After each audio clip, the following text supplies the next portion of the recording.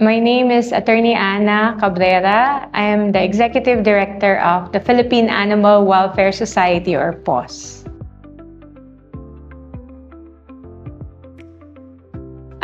This mission of protecting animals is actually connected with promoting peace in society, because if we prevent cruelty to animals, then we are also fighting violence at the very root. Yung mga nananakit ng hayop, sila din later on ang nagiging troublemakers sa barangay. Sila din yung later on gumagawa ng krimen towards other people. So if we care about animal cruelty and we're determined to pursue cases against animal cruelty, malaki yung connection nito dun sa promoting peace in our society and speaking up for the most helpless. Di ba we have special laws for mga children, yung mga hindi masyadong makapagsalita, mga disabled, and nandun din, kasama din sa kategoryang yun, yung mga animals. Kasi nga, they cannot speak for themselves, tapos hindi din sila makapagsumbong. So the mission talaga, the heart of our mission is to prevent cruelty by prosecuting animal cruelty actively in courts. And also, on the other hand, hindi naman laging, dadalhin namin kayo sa korte. We also promote a humane society, which means we go and do education, kapon, para ma-encourage din yung mga tao na tratuhin ng tama ang ating mga animal friends.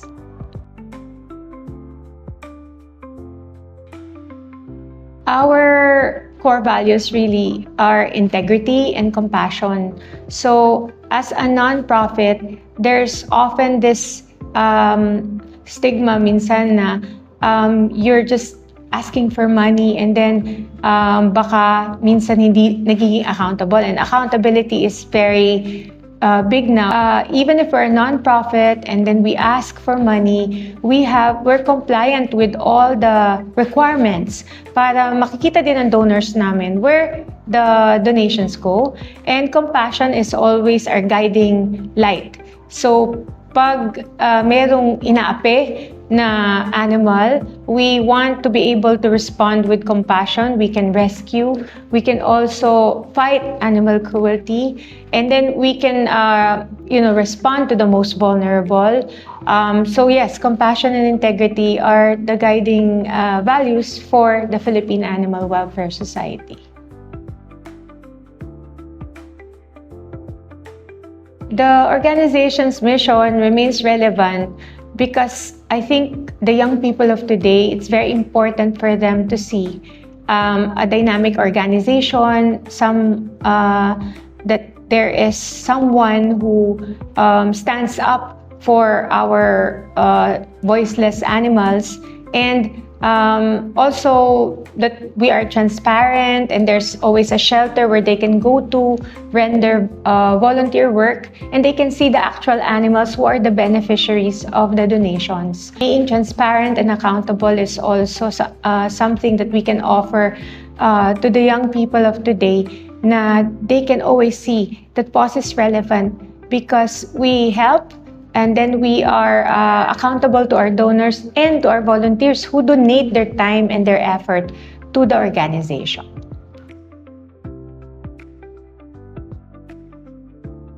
The human behavior na we think must change is the thinking that we are superior to animals, or that we are superior to everyone else in this world.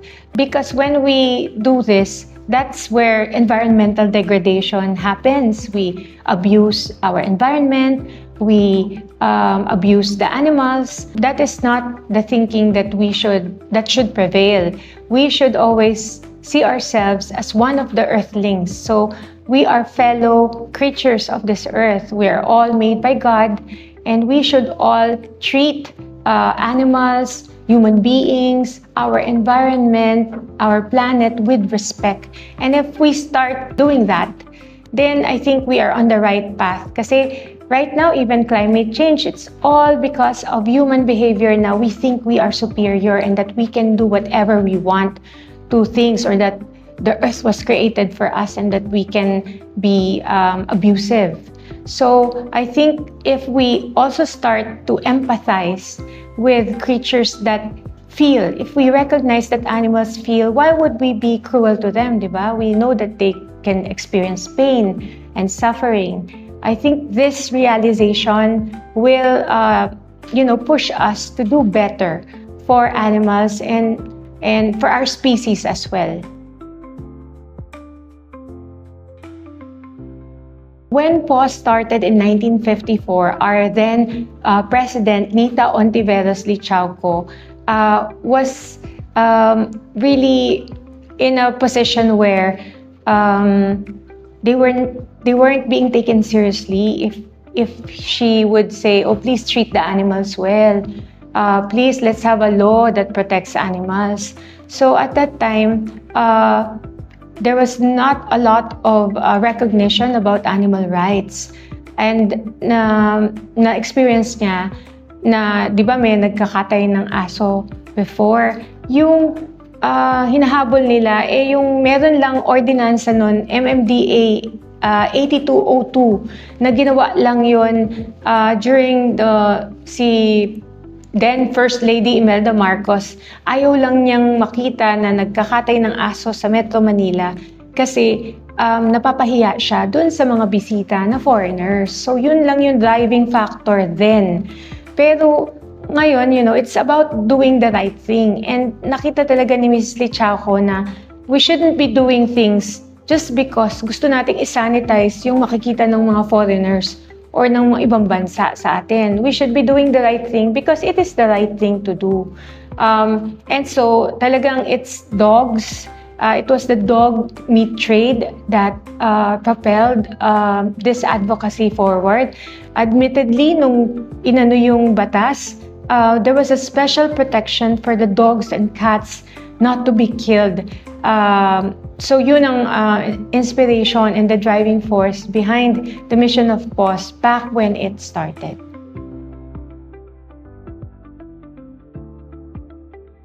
Yung pagiging VP Choice Awards beneficiary, laking bagay ito sa amin.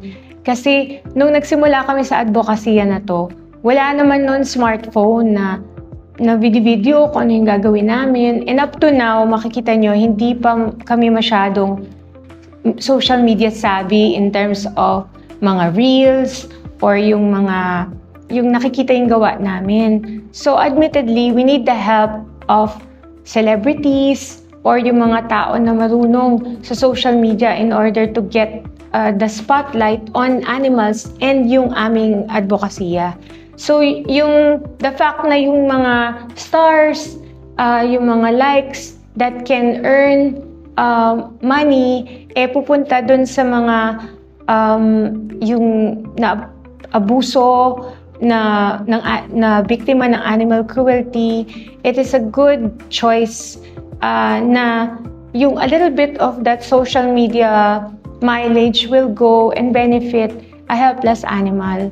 So maraming salamat talaga that we were chosen as VP Choice beneficiary. We really, really appreciate it, and I hope when you go around, you will see that thankful animals na beneficiaries, their wagging tails. Sa mga mata nila, makikita nyo na malaking bagay ito.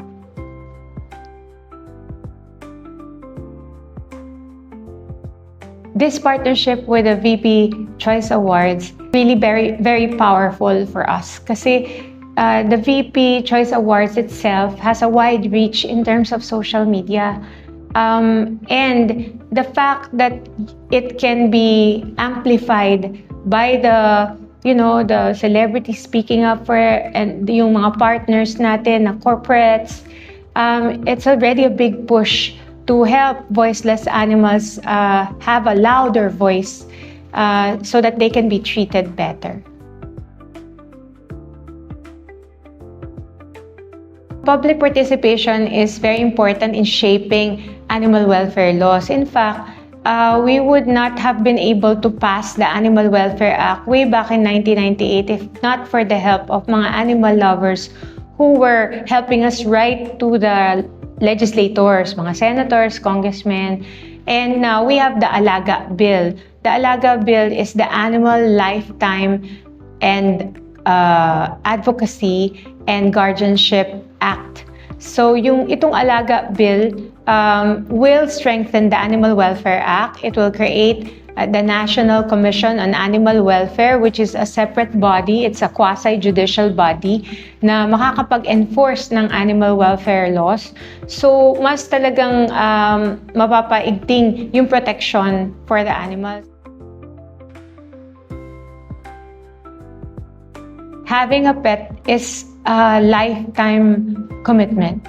So, yung mga mag-iisip na gusto kong magkaroon ng dog, please think 100 times kasi the dog won't always be cute. It will reach an age where they would be old and of course, inevitable na magkakaroon sila ng sakit. So if you're not prepared to have an old pet na magkaka-cataracts, magkakaroon ng mga problems sa katawan like us, actually when we reach a certain age, we will also deteriorate, no?